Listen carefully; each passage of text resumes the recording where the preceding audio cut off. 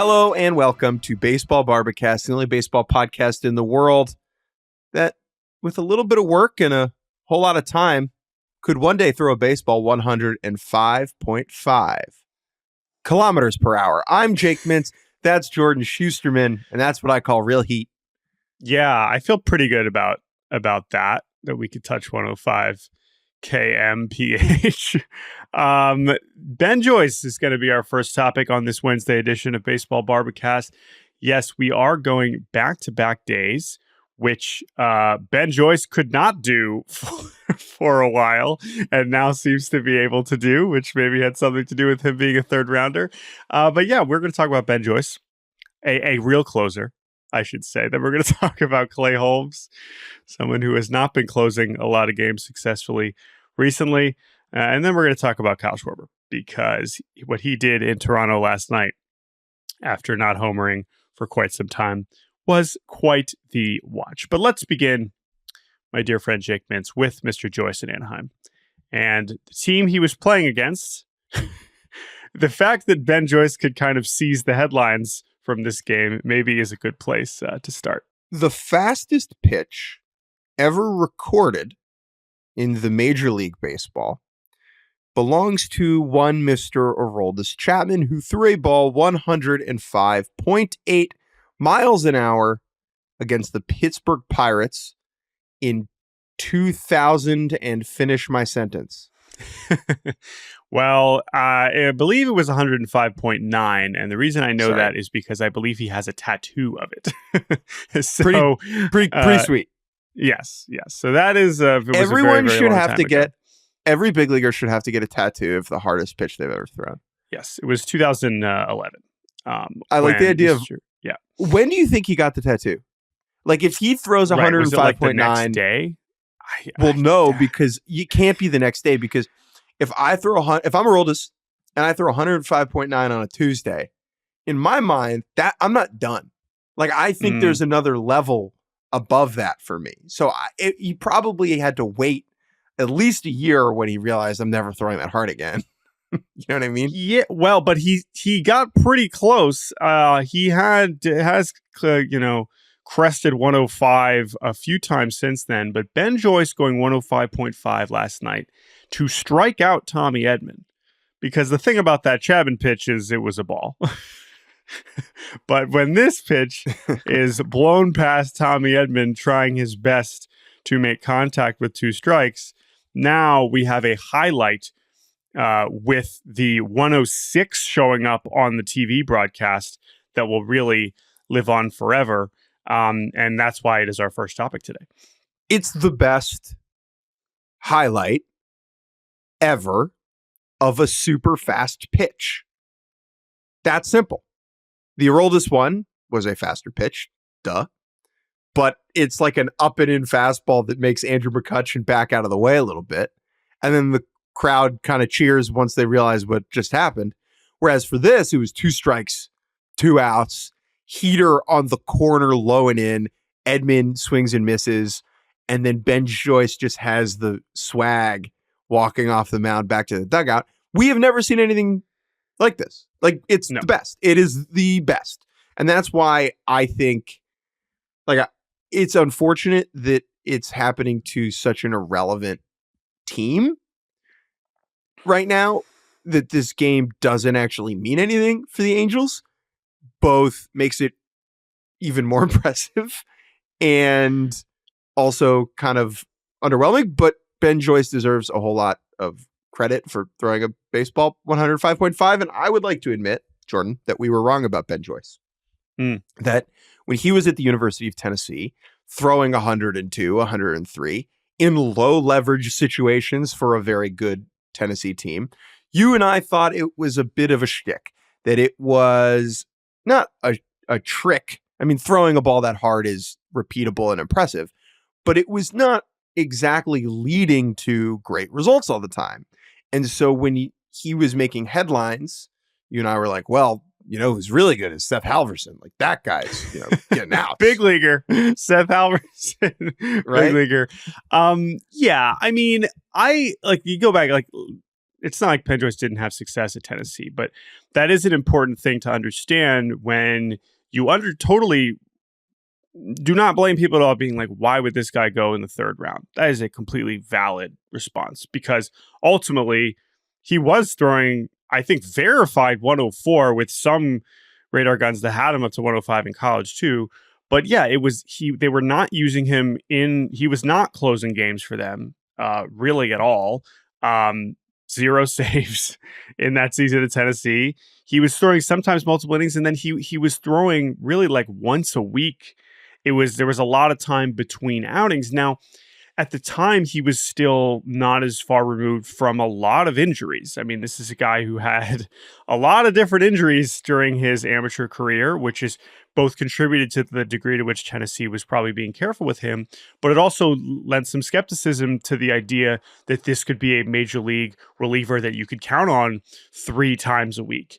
And that's where he's really proven us wrong. That's where, and whether that's a credit to him, whether that's a credit to the coaching staff, the medical staff at Anaheim, he has been able to pitch a good amount. And we've even seen him go back-to-back days a couple times. But that's what's really enabled him to quickly ascend to what is now clearly, especially since they traded Carlos Estevez, the top of the Angels bullpen hierarchy.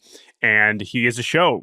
I know they lost last night's game, but he's what got it to extras. And he is still going to be a spectacle in a way that even in this age of velocity, I think is pretty impressive. I like to play in one baseball game per year as a washed up D3 reliever who hit so poorly his freshman fall that he was moved to the mound and chose that path over the library. Yeah. When I play in my one game per year, I am floored by how fast 80 miles an hour looks when you don't see speed. Now, obviously, major league hitters are doing this all the time.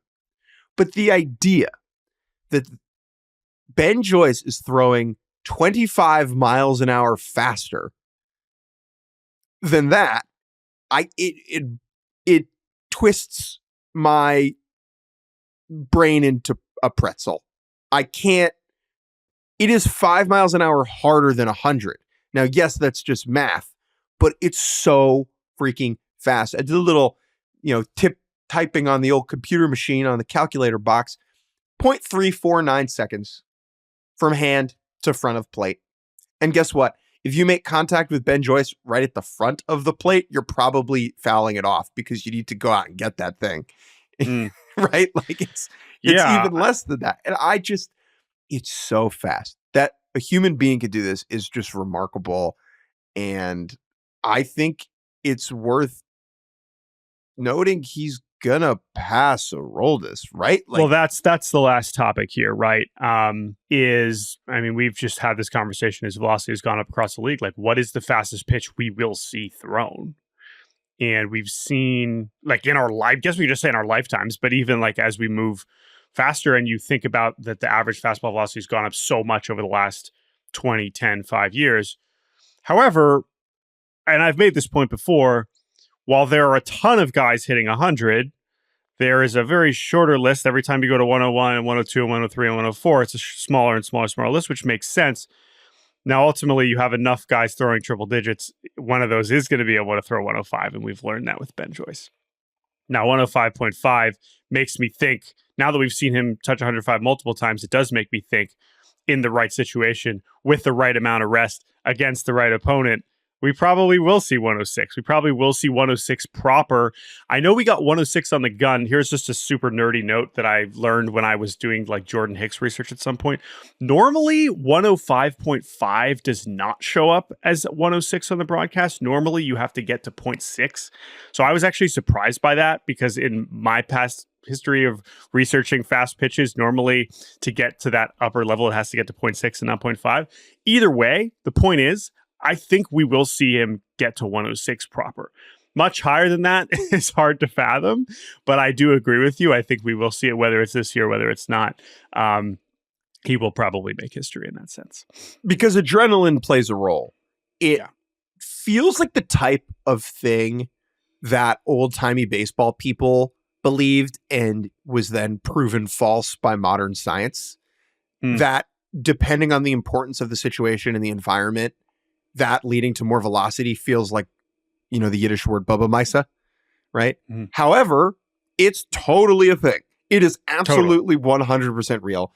Last night, Ben Joyce after the game said, quote, "I looked right up after and saw it. It was just a big time game and all the fans were into it. So I feel like that helped a little bit. It was 2 strikes, so I just tried to give it everything I had."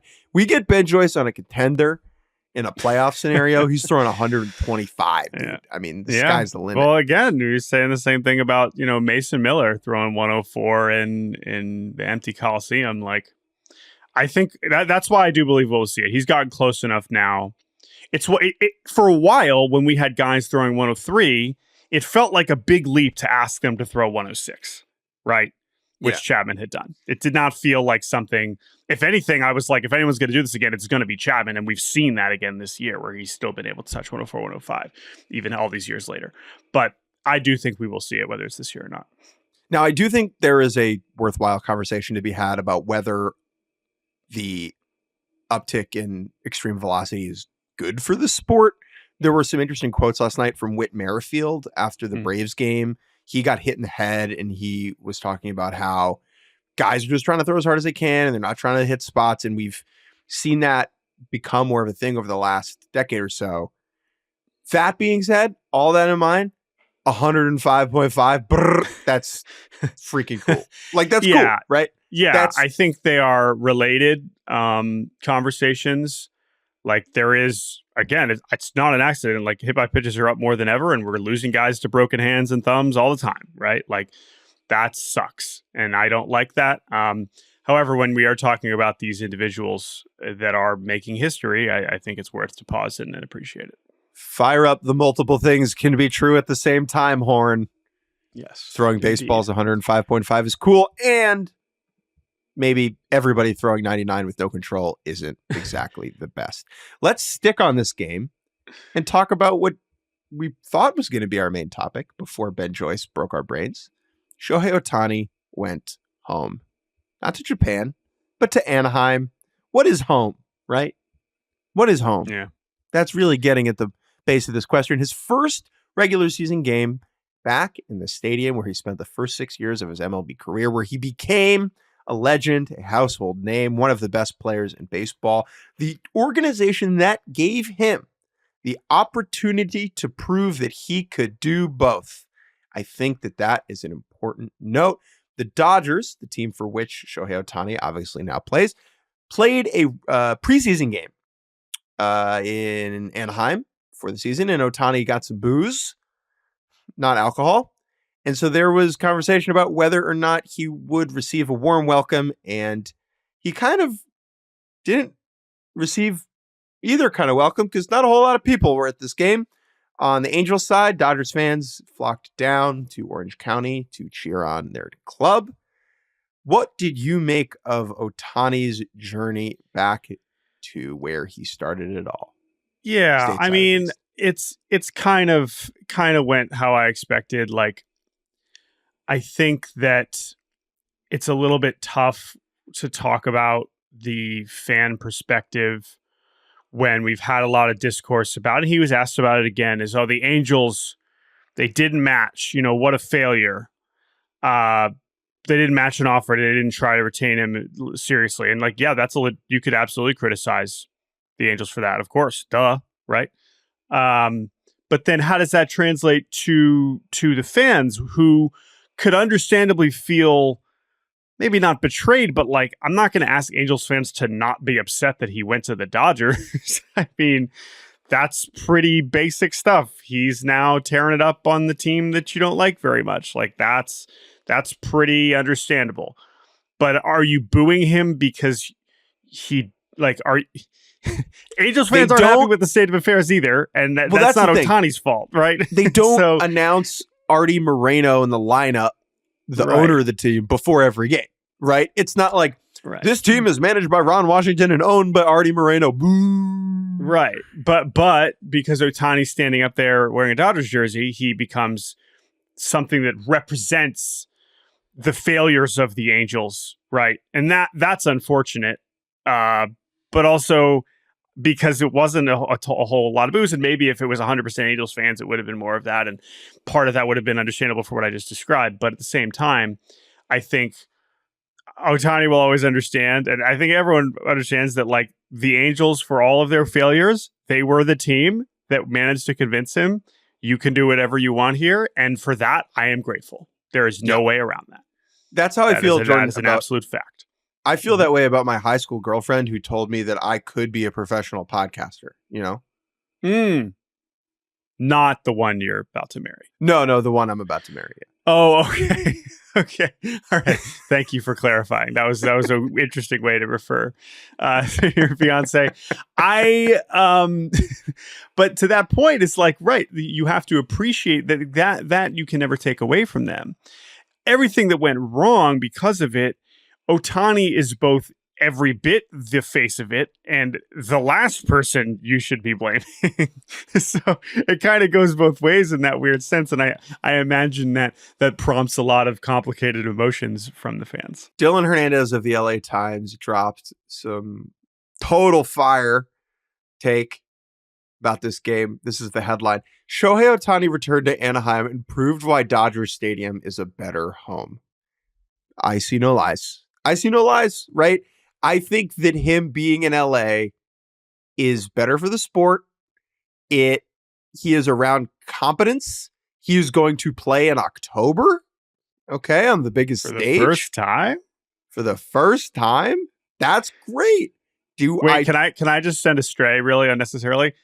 I'm not sure that would have been the case if he signed with the Blue Jays. Boy, wow. Apparently, maybe not. Maybe Shohei would have gotten the Blue Jays. But anyway, I'm glad you're saying this because, like, it's so obvious, and yet I've had that thought so many times during this Shohei season where I'm like, yeah, duh. Like we had that when he first signed with the Dodgers, but it's like, good, yes, this is where he should be playing. This is great. I am enjoying this, and I'm looking forward to seeing him do it in October.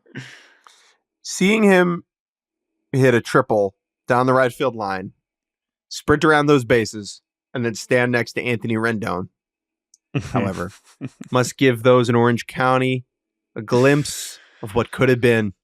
Instead, woe. Nothing but woe.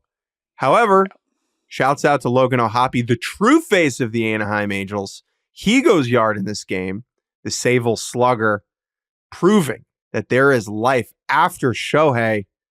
There is a future. There is a tomorrow, maybe. Who knows? The funniest part of this game, Jordan, was Ohtani comes up in the 10th inning, and Ron Washington, the Angels manager, walks him, and then Mookie Betts hits a 3-run homer. Right. Nice to see O'Hoppe get a homer. He has been really, really struggling the last 2 months. I would encourage you not to look at those numbers. The really encouraging thing is that Reed Detmers looked really good. Great. Nice to have him back. So that was nice. But yeah, I mean, this is just kind of the state of play here. And Ohtani is probably exactly where he is supposed to be. And I don't think there is much more to say other than that. All right, let us take a break. And when we return, we will talk about the New York Yankees closer situation. Woo! And welcome back, Jake Mintz, Jordan Shusterman, Baseball Barbacast. Neither of us are the Yankee closer. Should we be? No, we should not be. Because it's very difficult. It's a hard job. Mariano Rivera spoiled the Bronx for 2 decades. That being said, Clay Holmes does not inspire confidence. Last night, he surrendered his 11th blown save of the season, allowing a walk-off grand slam to Wyatt Langford, rookie outfielder for the defending World Series champion Texas Rangers. No shame in that. As the Yankees drop behind the Baltimore Orioles, top the AL East for the first time in 2 weeks. And of course, after the game, the vitriol was directed at the tall Alabaman for his inability to lock the 9th inning down. Jordan Shusterman, where would you like to begin with Closer Gate? Although Gate I think is more of like a scandal. This isn't really a scandal. It's not really right. There's not really like any sort of secret here. What's going on? But I also think that what you just said is the vitriol pointed towards Clay Holmes. I think that this situation, while yes, when the players are not doing their job, like that is basically still the first point you can make, and understandably that is where fans will point at first. But the fact that we are on blown save number 11, I mean, we're probably 4 or 5 blown saves past where the first thing I see Yankees fans getting mad about is the decision to keep putting him out there more than how he's actually pitching. And that shift does take some time to get to, but that is where it becomes more of an Aaron Boone conversation, but also more of a larger roster conversation, because this is a great example of people screaming, he can't be the closer anymore. And then you see one respond being like, okay, so who should it be? And then it's like, I don't know, but it shouldn't be him. And then it's like, all right, well, okay, like there has to be a next step. And so that is where the Yankees find themselves in a rather difficult position, because I don't know where I would turn. I too feel like we're probably past the point where I would keep running him out there in the ninth. But I look at this roster and I don't know who I would turn to. It's not like Josh Hader is just hiding in AAA for you, right? Right. But to that point, it is an interesting contrast to the Verdugo, Jason Dominguez conversation, right? Where that one, it's like, hello, we seemingly have an alternative right here. What are we waiting for? And let's just push that to the side. Let's keep it focused on Holmes. But in this case, it's not that they don't have any other relievers with decent numbers, but they don't really have anyone where it's like, okay, obviously it should be him. I feel like the answer I've seen the most is Tommy Kahnle, a guy who has certainly pitched in high leverage and succeeded for the Yankees in the past. But I mean, he's got like a handful of saves over the years. I don't know. You watch this team and you watch this team up close, and you talk about these pitchers and talk to the coaches. Where would you turn here if there was picking an alternative? I'm not picking an alternative. It's, to me, you have to ride with Holmes. I think you continue to ride with Holmes, at least for now, because the best version of the Yankees includes Holmes getting high leverage outs. And if you move him out of the ninth inning, you are just whacking that dude's confidence into oblivion. And I think that is potentially more damaging, removing him from any type of important spot, than, the downside of keeping him in the ninth inning. Now, look, he's not been very good over the last handful of months. There's no avoiding that. His style of pitching, where he is throwing a barrage of sinkers that make a lot of weak contact, is not great for the ninth inning. It's fewer strikeouts than you would ideally have in that spot. I think the big issue last night, right, is he allows a 1-out single, and then he's throwing from the stretch and he just gets super out of whack and he's rushing his delivery and whatever. I think the best option is still Clay Holmes. Now, the reason that's a problem is that the Yankees did not go out and get anybody you would feel confident giving the ninth inning to at the trade deadline. There were some pitchers available. Tanner Scott could have gotten Jason Adam. Carlos Estevez would have been a good fit for them, right? And they clearly had the prospects to do it if that's the package that the Angels got from the Phillies, which was a good package. Still, the Yankees have those types of players. And I think that's the failure, right?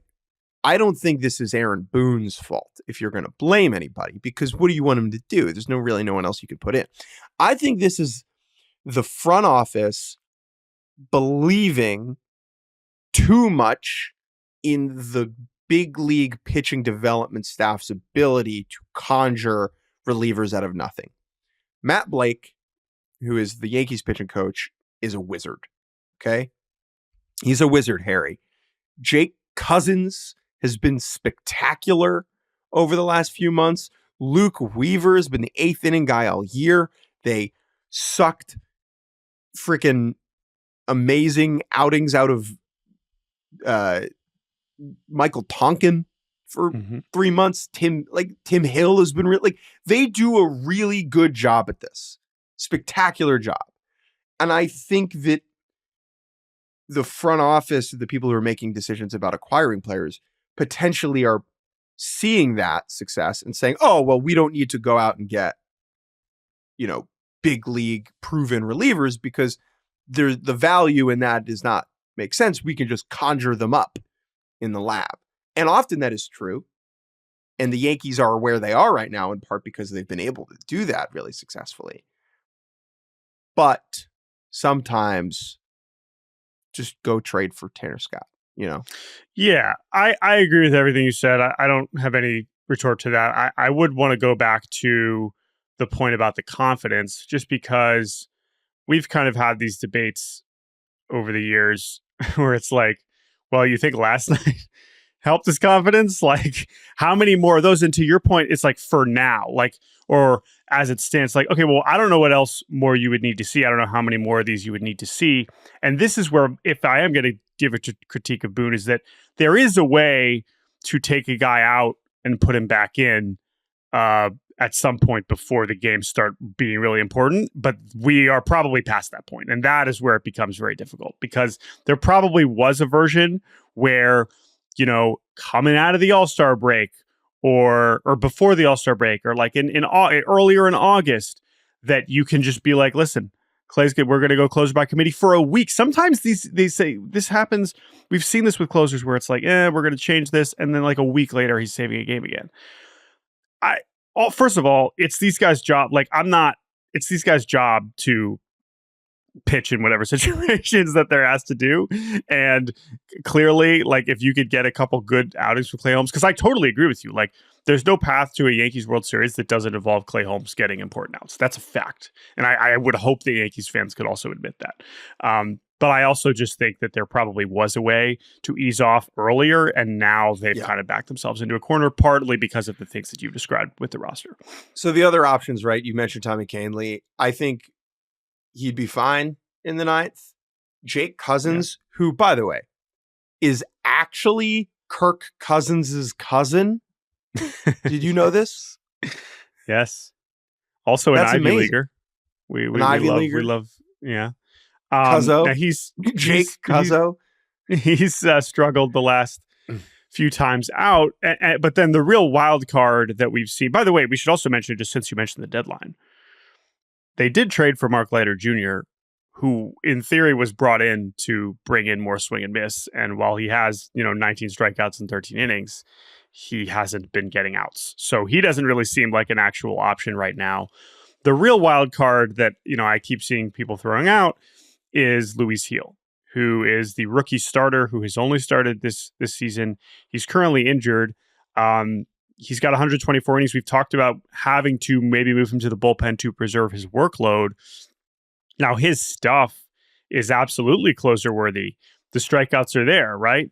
He also has the highest walk rate of any starting pitcher. Now, maybe you think that the command becomes better in shorter stints because he's not going longer into games, but you're kind of playing with fire there for like 100 different reasons, both injury related, both asking him to change his role. Like, that seems like such an extreme move that I just would be stunned if the Yankees were to land on that. Like, that would require them to basically decide right now, okay, you're going to the bullpen, but you wouldn't start with him pitching in the ninth. Like, he'd have to get healthy, get used to pitching in relief multiple times a week, and start throwing more strikes, and then maybe you have a closer in a month. But that, where then you're throwing a rookie out there in October as your closer, that seems so unrealistic that I kind of want to just move that to the side, but I know a lot of people are calling for it, so I wanted to mention it. Manager Jordan, earlier this year, we had you tell David Bednar that he's no longer closing games. No, it was Paul Sewald, actually. Paul Sewald, sorry. I just assumed it was David Bednar. I need you to sit me, Clay Holmes, down, and I need you to tell me that I'm still your guy, that I'm still your closer, okay? I think I like to do this bit because if you were, my dear friend, hired tomorrow as a minor league director of operations or something, you would do that job incredibly well, I believe. However, I think you could do that job. Maybe not tomorrow, but I think you could do many jobs within an organization. I think you'd be a horrible manager. So I want you to sit me down and I want you to tell me, Clay Holmes, that everything's going to be okay. Go. But I do, what if I don't believe it's going to? So hold on, you're basically Brian Cashman in this scenario. I'm Clay Holmes.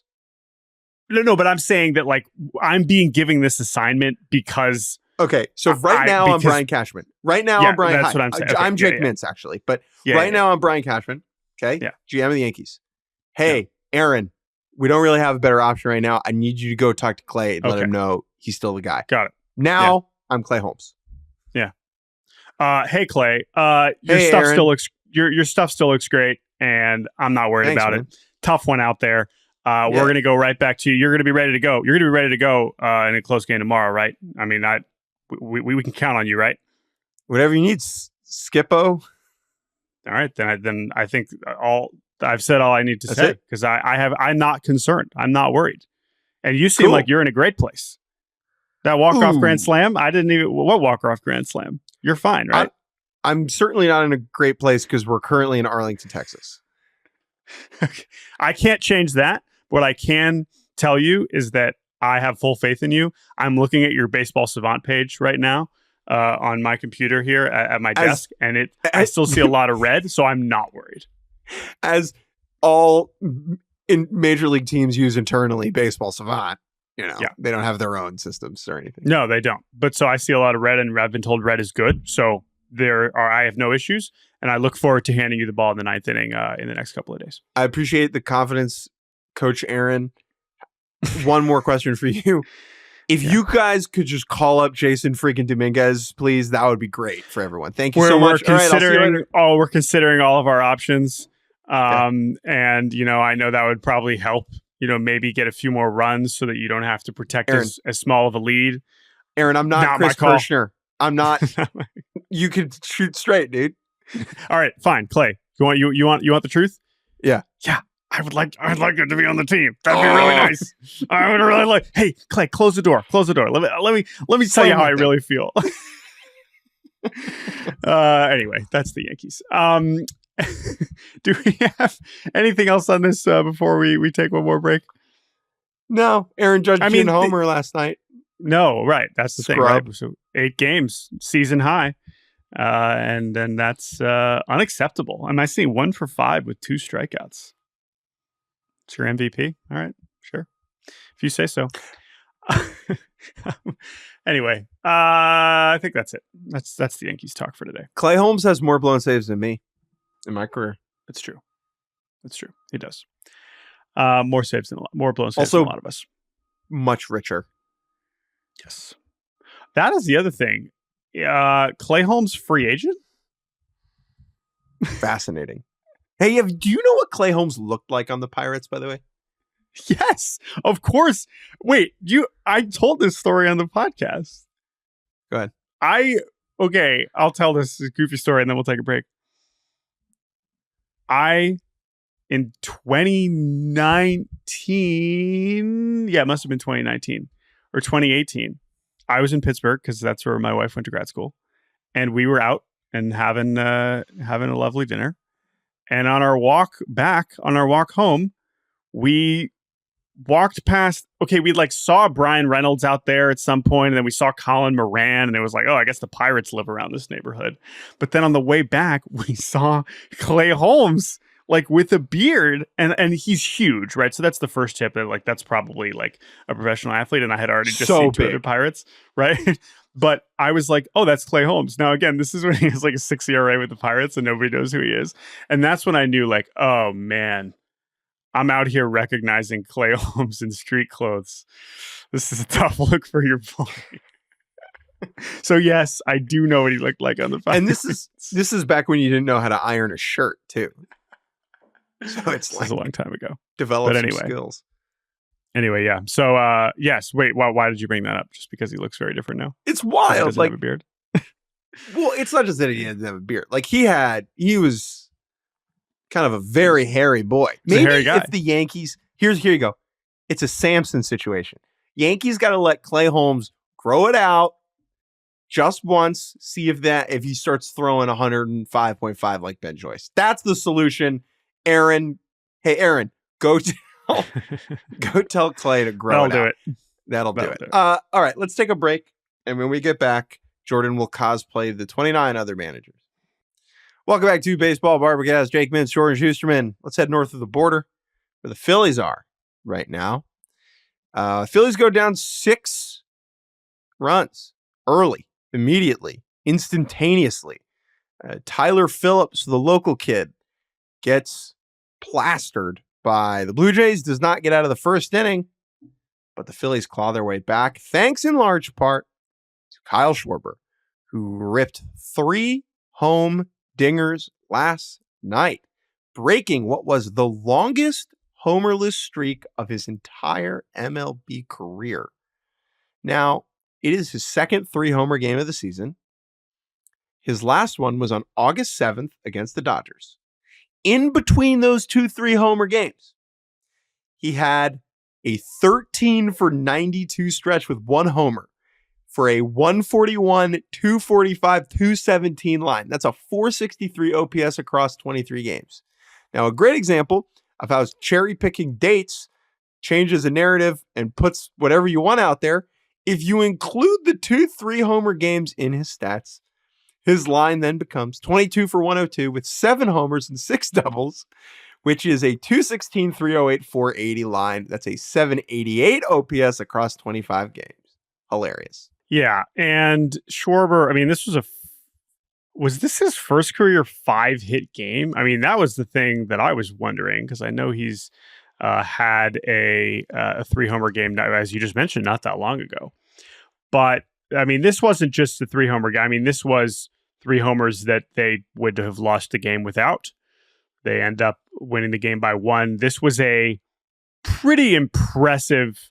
And listen, I know these Blue Jays pitchers are trying their best, but when we see how high the Blue Jays end up with the draft pick, depending on their lottery luck, this is a game. These are the games, the teams that are, trying to lose over the final 6 weeks. It's like they sure found a way to lose that one.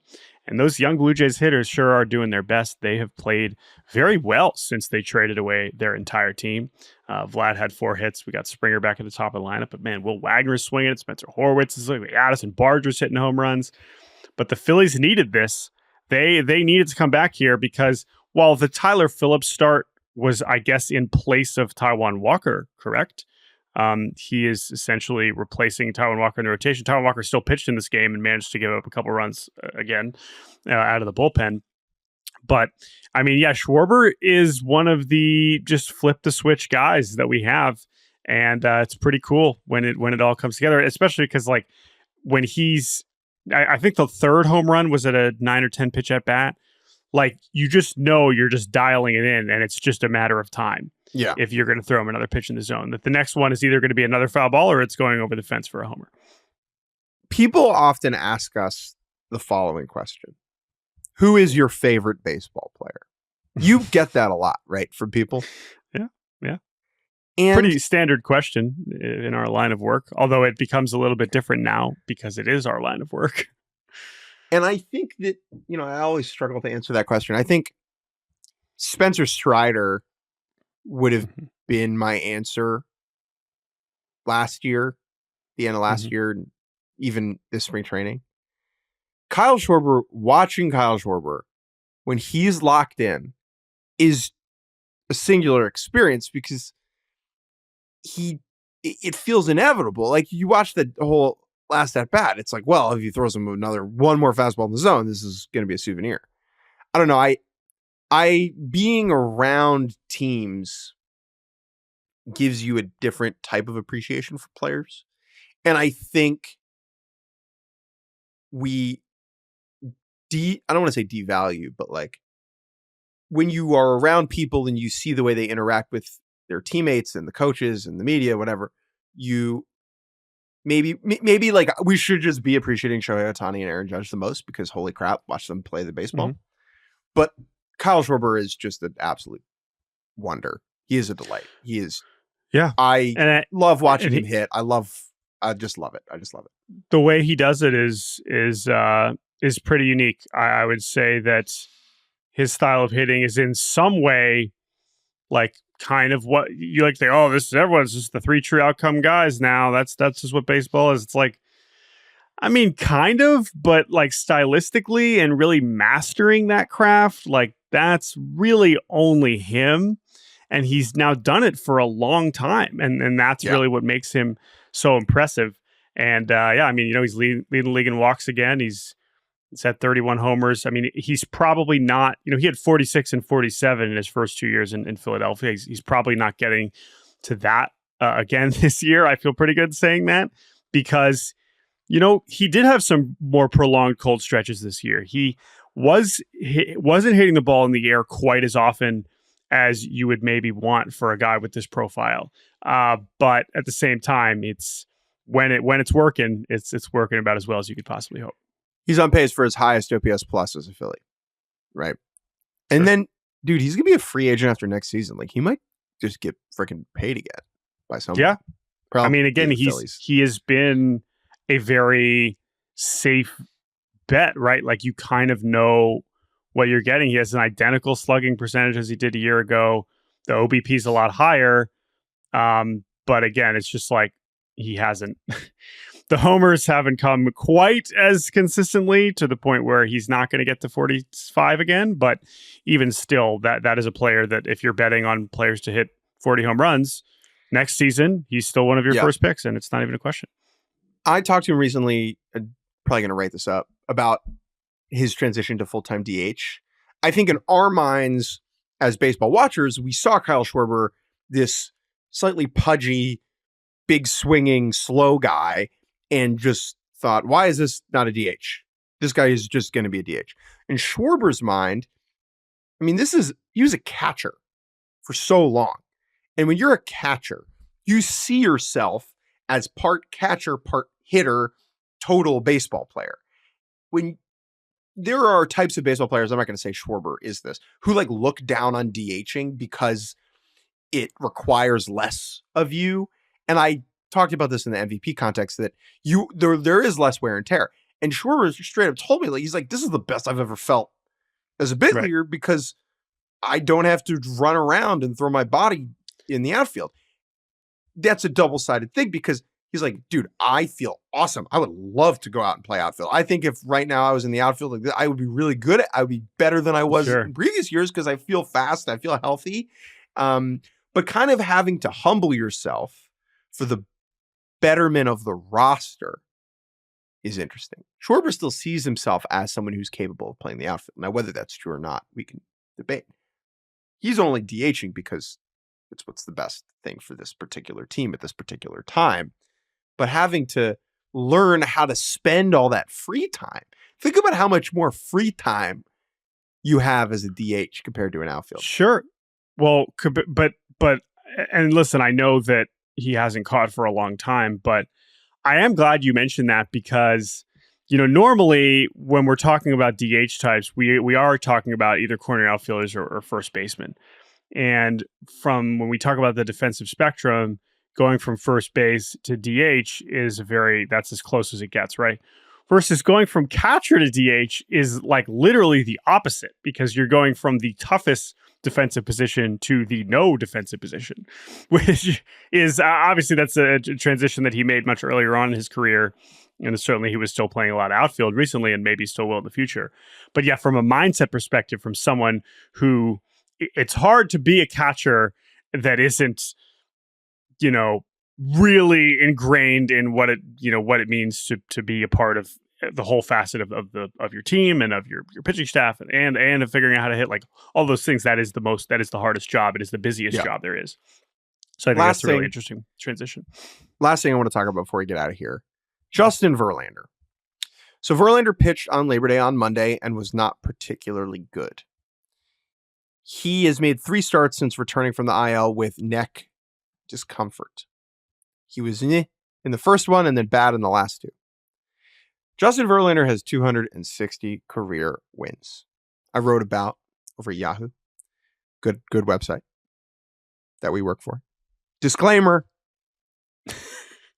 We work there, but it's still good. How Justin Verlander wants 300 career wins. And why he wants 300 career wins in particular is that if Justin Verlander gets there, he will probably be the last player to reach 300 wins. There are 24 players who have ever gotten to that level. He missed basically 2 full seasons in 2020 and 2021. and recorded just one win between those 2 years because he got Thomas Johnson. And now he sits 40 wins away at 41 years old. He has been very public that he wants to play another handful of seasons to not, he has said on the record, not to me, but he has said that it's not the only reason he's still playing, but it is certainly a factor, right? What do you make of his chase for 300 wins? Yeah, I mean, it's in the headline, right, of your story. It's not going to be easy. 40 wins is a lot of wins, especially when, as we know, it ain't really all in your control. Now, playing for the Astros certainly helps in theory, but as we've seen over the last couple times out, it's not that simple. You still have to kind of pitch to a certain level on your own. Things just have to go right for you on multiple fronts. Now, the thing is but the Astros are an important part of this equation, right? I think that is, if we are projecting forward and we do assume that he wants to keep pitching, based on how they have acted in the past and what they did to reacquire him at his age, you would assume that they would keep him around as long as he wants. But we are already at the point where we're wondering if he's one of their 5 best pitchers. And for him to just assume that he will continue to be given these opportunities over and over, whereas the Astros are going to be his, in theory, best chance to continue to win games, it's just really hard to fathom. It's really, really, really hard to imagine him racking up 40 more wins when, I mean, I don't have to, whatever. The math is the math. I mean, even 10 wins a year is tough. So, I don't know. And that's new, right? So, the game has changed. Yeah. Pitchers, starters get fewer wins than they ever have because they're throwing fewer innings. Starting pitchers throw, on average, a full inning less now than they did like 30, 40 years ago, right? And the shorter you work, the less likely it is you reach the necessary 5 innings to earn the win as the pitcher. Now, pitcher wins are no longer used as a predictive stat to evaluate players. That being said, they still matter to the pitchers themselves. It is something that they definitely care about. Jordan, there are 18 active players over 100 wins. Okay? Just to give people a sense for how many 300 wins is, right? There are just 18 active pitchers over 100. And Verlander is going for 300. How many are over 200? 3. They are? Okay. Kershaw. Yep. Who's the third one? Verlander. Who's still Verlander and Max Scherzer. Max Scherzer, who is still active, technically, hopefully. Jordan, let's do a little game. Okay, Yep. So those are the 3 that are between 200 and 100. I want you to tell me the guys, those are the 3 over 200. I want you to tell me the other 15 active players that have over 100 wins. I'm going to miss some obvious ones because this is a long list and I'm just going to try to rattle off some ones along the way. So I'm just going to start naming some old pitchers. Lance Lynn. Does Lance Lynn have 100 wins? 142. Okay, thank you. We already said Kershaw. We already said Scherzer. Okay, I think DeGrom is DeGrom even there? No, he's not. Right, he's at like 80 or 90. Okay, I'm gonna go with some more older pitchers. I'm gonna go with Waka. No. Okay. Garrett Cole has 100 wins. Cole. So I think Garrett Cole is the most interesting thing on this list because he's at 151. Okay. Yeah, so Garrett Cole has there. been the best pitcher over the last half decade, basically. Yep. And he is turning 34 on Sunday. Yep. And he's basically halfway there. So it's just so hard to get to 300 wins. Robbie Ray. No. No. Kevin Gossman. Yes, at exactly 100. And so does Patrick Corbin, I believe, just passed this 101 or 102. Good. Patrick Corbin's on a W3. Don't let Corbin get hot here. All right, please let him. It took get him hot. a while to get that 100. Someone is going to sign him this winter, and it's going to be great. Okay, Chris Sale has 100. Yep, 136. One of his teammates. Charlie Morton has 100. 137. Is Johnny Cueto technically active? He is. He is 144. I don't know if he is going to pitch again, but he definitely fits that description. Let's go with Luis Castillo, maybe? No, he's certainly not winning much recently. We will go with, nope, that seems like a bad guess. Who are the other old pitchers? Nope, there's no way he has 100. I don't know. Let's go with, nope, that's another bad guess. I'd rather two more guesses. Okay. I know there's some obvious ones that I'm certainly missing. Let's go. No, he doesn't have it. All these guys are too young. Like I was going to say Pablo Lopez. There's no way he has it. All right. Here you go. I told you this is just too many names and I'm forgetting some obvious ones. So who you got? Kyle Gibson, 112. Oh, Kyle Gibson. I said Lance Lynn. Why didn't I say Kyle Gibson? Yeah. Carlos Carrasco, 110. Sonny Gray? Sonny Gray, 110. Yeah. Should have stuck with the Cardinals. Wade Miley, who hasn't pitched this year. Wow. He has pitched this year, but not very much. Because he got hurt. Yeah. One you should have gotten is Yu Darvish. Okay. Also, not top of mind, but yes, definitely Darvish. Yep. One that is understandable you didn't get is Dallas Keuchel. Okay. Don't feel super bad about that. Sorry, but he certainly won a lot. Yep. Two that you definitely should have gotten. The last two are Aaron Nola and Zach Wheeler. Okay. Yes. Honestly, Wheeler, I wasn't totally sure. Nola, I absolutely should have gotten. I think Nola has more than Wheeler, but I could be wrong about that. So again, 100 wins. That's 100 wins. Jacob deGrom is not at 100 wins. Again, okay? I don't Justin Verlander getting to 300 is bonkers. I mean, 300 is just not going to happen. Like we will just readjust it and it will just become 200. That is why it should be 250, honestly. But that is why it should be 250. It should be 250. Like, but what are we saying? It. I'm just saying like it's that's why it's like it's all made up, right? I mean, 250 is not going to happen for any of these guys. And once we get past Scherzer and there's only 25 pitchers that got to 300. That's the 24. Like that's the thing. Right. It should be really hard. I don't want to lower that barrier too low. The other thing, right, is he's at 3,400 innings. The fewest innings career for any 300-win pitcher is Randy Johnson. He's at like 4,200. So it's not as if Verlander has failed to win at an adequate rate. It is the total amount of pitching that he has not yet to do. And to that point, I think that is the real reason why, even though we can look at it and say this is impossible, it's not going to happen. Clearly, the reason why he thinks he can is two things. One, what you just described, which is that all these guys get to like 4,200 innings, and I still feel like I can throw another 1,000 innings, even though I'm 41. Like he clearly feels that way. When you combine that with the fact that his first season, or his last season before he got hurt, he won 21 games, and his first season after he got hurt, he won 18 games. He's probably just thinking like, oh, I'll just do that again a couple more times.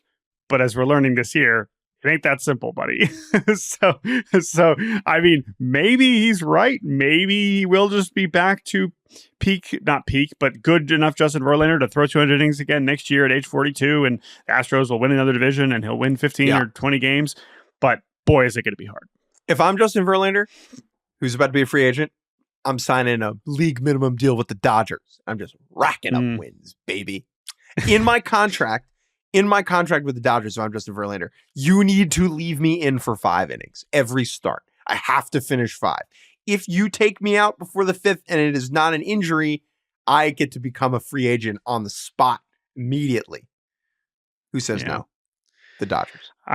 Probably the Dodgers. But yeah, that will be interesting if he does go somewhere else this winter, or if he continues to think that Houston is going to be the spot for him. Seems unlikely he will be returning to Queens, although I guess never say never. All right, that's a Wednesday episode of Baseball Barbacast.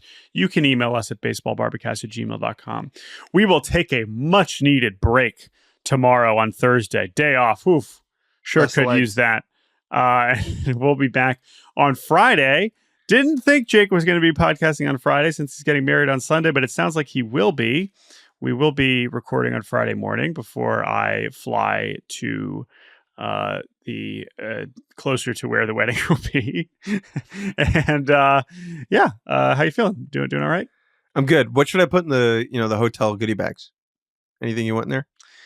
Tin of chaw. Again, You want some chaw? Well, I was just gonna say. I mean, it's just a matter like the only thing you open is just like what are the snacks. So yeah, I'm not a big snack guy. You know that about me. No, I know that. But again, you gotta think about your guests here. It's not about you anymore. I mean, it is about you. But this specific task is not about you. So, as someone who adores the limelight, okay, this is my weekend, boy. That's true. But it's my gift bag. Thank you to producer Andrew Hartz. Thank you all for listening. Well, leave us a rating or review. Let us know what you think of the show. We appreciate it. And be nice because Jake's about to get married. Keep him in a good mood. We'll talk to you all on Friday. Goodbye, friends. You have to be nice. You have to. Sorry. Let us know what you think of the show, but be nice.